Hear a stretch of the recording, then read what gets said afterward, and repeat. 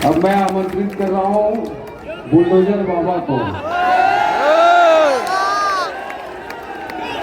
जिन्हें हमारा पूरा देश बुलडोजर बाबा के नाम से जानते हैं और जिन्होंने उत्तर प्रदेश को अपराध मुक्त कराने का संकल्प लिया है। ऐसे उत्तर प्रदेश के यशस्वी मुख्यमंत्री आदरणीय योगी आदित्यनाथ जी को मैं यहाँ आमंत्रित करूँ। एक बार जोरदार तालियों के साथ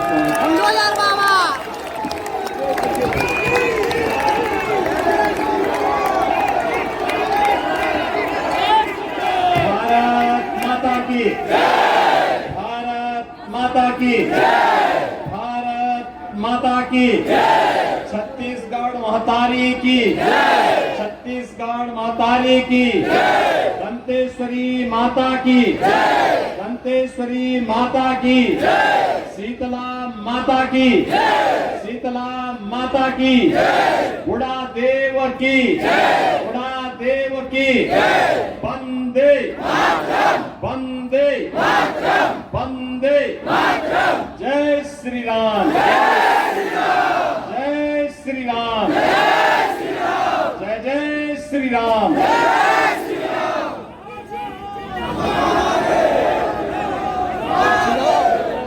भारतीय जनता पार्टी के राष्ट्रीय उपाध्यक्ष, छत्तीसगढ़ के पूर्व मुख्यमंत्री, राजनांदगांव से भारतीय जनता पार्टी के लोकप्रिय प्रत्याशी परम सम्मानीय डॉक्टर रमन सिंह जी,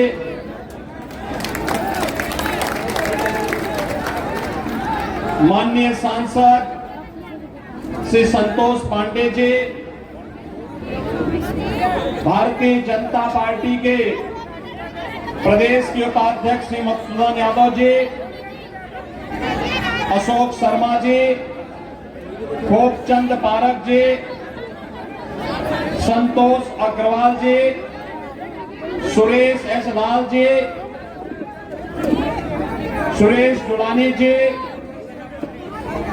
लोकप्रिय नेता और पूर्व सांसद श्री अभिषेक सिंह जी, जिला अध्यक्ष रमेश पटेल जी, श्री नीनू शर्मा जी, श्री राजेश श्यामकर जी, अशोक देवांगन जी,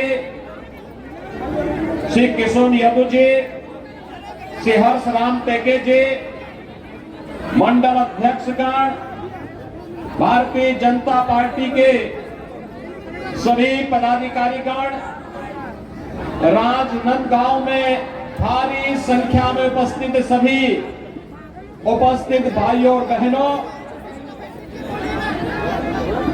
छत्तीसगढ़ विधानसभा चुनाव के प्रथम चरण के चुनाव की ये अंतिम सभा चल रही है। अभी कुछ ही देर के बाद पहले चरण के चुनाव का प्रचार कार्य बंद होगा और ये मेरा सौभाग्य है कि मुझे प्रथम चरण के चुनाव की इस सभा में डॉक्टर रमन सिंह जी के इस कर्मभूमि में आप सबके दर्शन करने का सौभाग्य प्राप्त हुआ है। मैं आप सबका हृदय से अभिनंदन करता हूं। भाइयों बहनों, छत्तीसगढ़ और उत्तर प्रदेश का तो बहुत नजदीक का संबंध है। तो उत्तर प्रदेश वासियों का ननिहाल जैसा है। भगवान राम की मां कौशल्या माता का मायका छत्तीसगढ़ ही है। और मैं आज आपको एहसास कराने के लिए आया हूं। जब डॉक्टर साहब मुख्यमंत्री थे तो उस समय इन्होंने घोषणा की थी कि मैं ननिहाल में पहले मंदिर का निर्माण करूंगा और ननिहाल में जब मंदिर का निर्माण होगा तो उत्तर प्रदेश में डबल इंजन की भाजपा की सरकार आएगी और राम मंदिर का निर्माण होगा। और भाइयों बहनों, डॉक्टर साहब जब यहाँ पे मुख्यमंत्री थे तो रायपुर में भगवान राम का भव्य राम मंदिर का निर्माण हुआ था। राम मंदिर के उद्घाटन में मुझे आने का सौभाग्य प्राप्त हुआ था। और भाइयों बहनों, देखते ही देखते 17 में उत्तर प्रदेश में भारतीय जनता पार्टी की सरकार आई। डबल इंजन की सरकार है, डबल ताकत के साथ कार्य करती है। प्रधानमंत्री मोदी जी के कारण आज 500 वर्षों की समस्या का समाधान हुआ, मंदिर बन रहा है और जनवरी में रामलला अपने मंदिर में विराजमान भी है।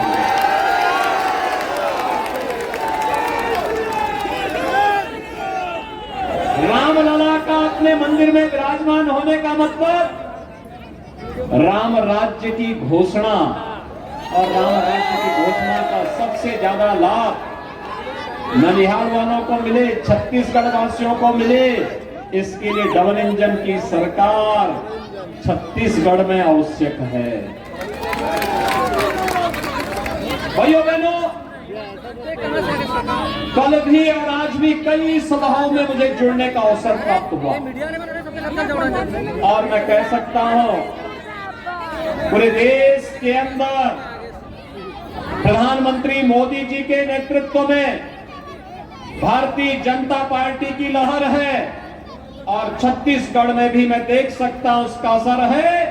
और छत्तीसगढ़ का मन डॉक्टर रमन, यानी यहां आज एक एक जगह हमें देख करके, लोगों के उत्साह को देख करके वादा खिलाफी करने वाली, भ्रष्टाचार में लिप्त माफियाओं के शागिर्द भूपेश बघेल की सरकार, कांग्रेस नेतृत्व की सरकार अपने संस्कारों के अनुरूप छत्तीसगढ़ के अस्तित्व को पूरी तरह मिटाने पे तुली हुई है। भाइयों बहनों, इसीलिए तो मैं आज आपको एहसास कराने के लिए आया हूं। घोटाले पे घोटाले मैंने तो देखा, एक ही प्रगति हुई है। बिहार में लालू जी ने चारा खाया और यहां पे कांग्रेस गोबरी पचा जा रही है। आपने देखा होगा ना, दोनों शागिर्द हैं, बिहार में दोनों एक साथ हैं। कांग्रेस और आरजेडी का गठबंधन बिहार में है, दोनों मिलकर काम कर रहे हैं। संस्कारों का क्या असर पड़ता है या हमको देखना हो तो कांग्रेस के ऊपर देख सकते हैं। जिस भैंस के चारे को लालू जी पचा गए थे अपने शासन में, आज कांग्रेस ने उससे भी 2 कदम आगे चल करके गोबर को ही पचाने का काम शुरू कर दिया। कितना बड़ा घोटाला, कोयला घोटाला, युवाओं को मिलने वाली नौकरी में घोटाला, खनन का घोटाला, और घोटाले पे घोटाले की ये सरकार किस हद तक कार्य करना प्रारंभ कर दी है। यानी पहले तो वायदे खिलाफी की, फिर जनता को मिलने वाली योजनाओं में इन्होंने बंदर बांट किया, और अब भ्रष्टाचार की एक नई इबारत खड़ी करते करते छत्तीसगढ़ के विकास को ही बाधक करके इसके अस्तित्व को पूरी तरह समाप्त करने का उतारू। भाइयों बहनों, जिस छत्तीसगढ़ के प्रकृति और परमात्मा की सीम कृपा से, जो छत्तीसगढ़ प्राकृतिक संपदा से भरपूर है, प्राकृतिक संपदा से, अपनी वन संपदा से, खनन संपदा से, प्रकृति के अनमोल रत्नों का खजाना है, जिस छत्तीसगढ़ को डॉक्टर रमन सिंह जी के नेतृत्व में एक विकसित छत्तीसगढ़ के रूप में स्थापित होते हुए छत्तीसगढ़ ही नहीं पूरी देश और दुनिया ने देखा है, आज छत्तीसगढ़ फिर से सिसकियां ले रहा है। वहां पर फिर से जिस प्रकार की स्थितियां देखने को मिल रही हैं, वह हम सबके लिए चिंताजनक होनी चाहिए। और भाइयों बहनों, एक और मोदी जी विकास के लिए पैसा भेज रहे हैं। पिछले 5 वर्षों में जितना पैसा आया हर घर नल के लिए, पैसा यहां जमीन पे नहीं लगा। गरीबों के लिए आवास का पैसा आया, जमीन पे नहीं लगा।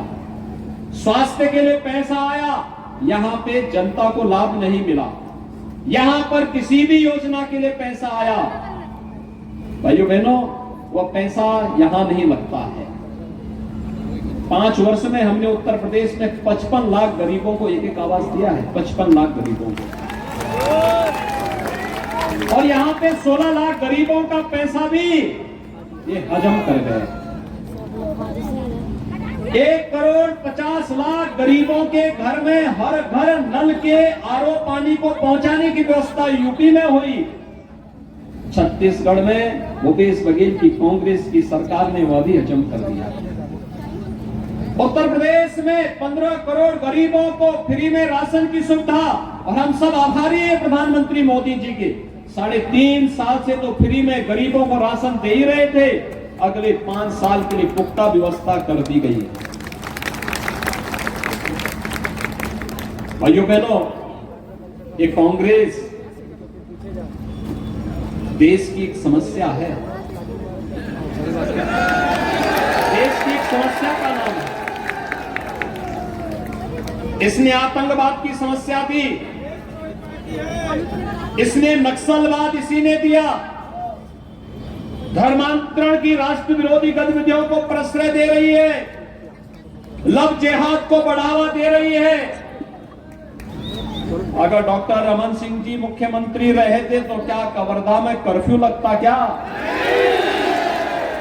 रामनवमी के जुलूसों को बैन करता? क्या कोई क्या गौ कसी और गौ तस्करी की घटना का अड्डा छत्तीसगढ़ बन पाता?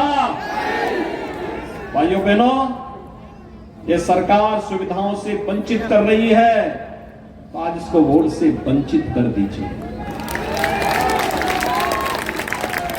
और उपचार एक ही है, जो देश के साथ गद्दारी कर रहा हो, जनता जनार्दन के साथ धोखा कर रहा हो, राजनीति को माफिया और अपराधियों के शिकंजे में जबरन उनके मुंह की ओर धकेल रहा हो, उसका उपचार आपका एक वोट है।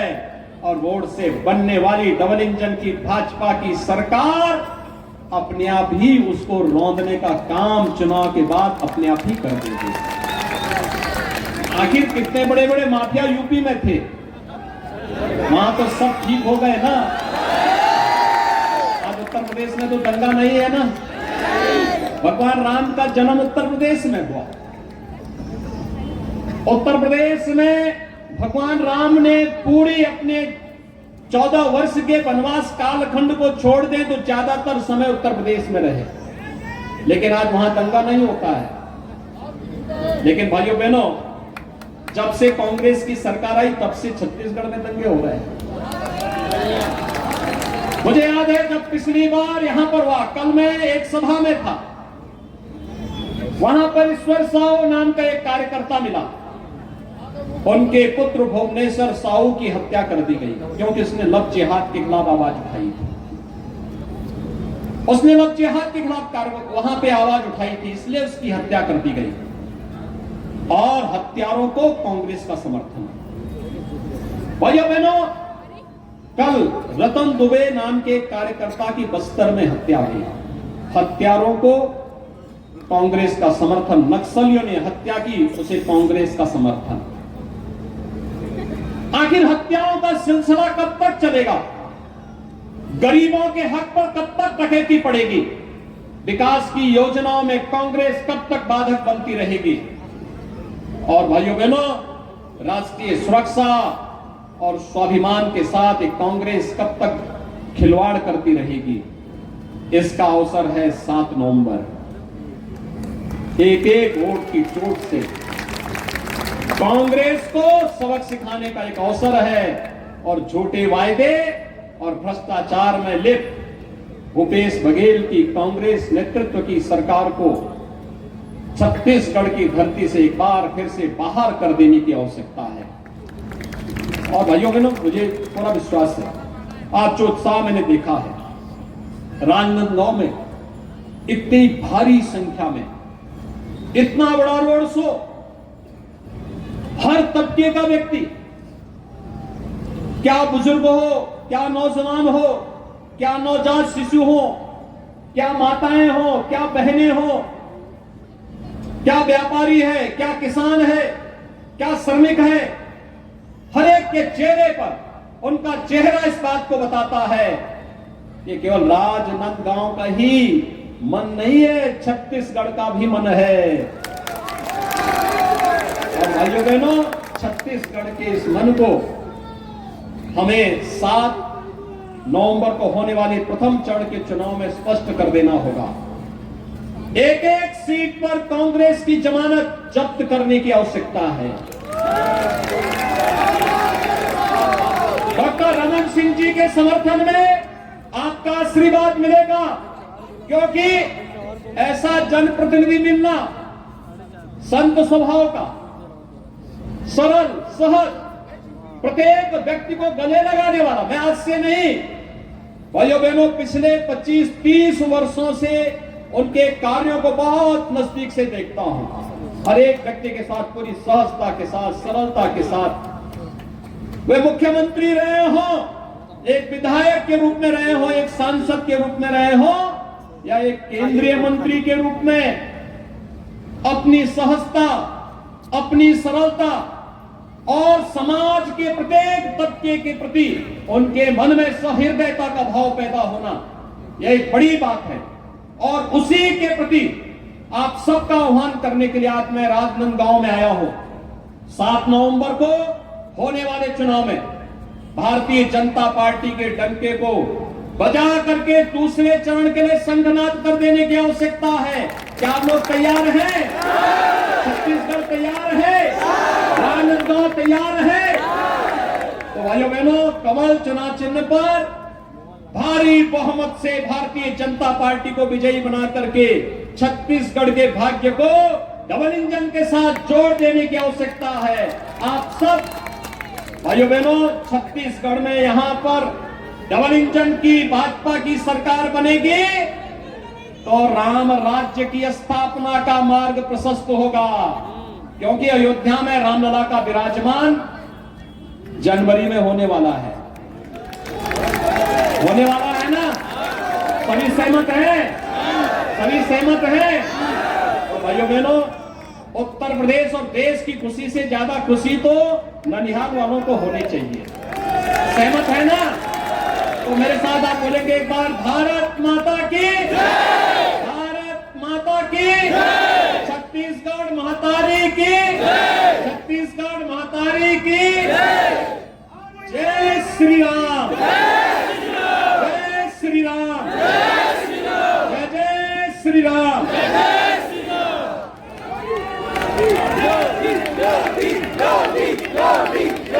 आभार प्रदर्शन के लिए श्री रमेश पटेल जी। बोलो भारत माता की, भारत माता की। आज की गौर सेवक सभा में माननीय मुख्यमंत्री जी मुझसे जानना चाह रहे थे बैठे बैठे कि रामलला के मंदिर का निर्माण जनवरी में पूरा हो जाएगा। छत्तीसगढ़ से आप में से कितने लोग रामलला के दर्शन के लिए जाएंगे? क्योंकि भारतीय जनता पार्टी ने घोषणा किया है रामलला के दर्शन के लिए आपको यात्रा कराई जाएगी। योगी जी को आश्वस्त करिए कि छत्तीसगढ़ का राजनांदगांव का एक एक व्यक्ति जाएगा, दोनों हाथ उठा के ताली बजाएंगे।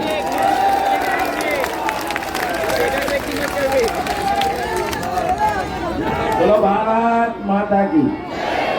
आज के इस रोड शो और मानती सभा में उपस्थित छत्तीसगढ़ के पूर्व मुख्यमंत्री डॉक्टर रमन सिंह जी और उत्तर प्रदेश के हमारे मुख्यमंत्री योगी जी का एवं समस्त पदाधिकारी एवं इस व्यवस्था में लगे सभी कार्यकर्ता एवं आम जनता को मैं बहुत आभार व्यक्त करता हूँ।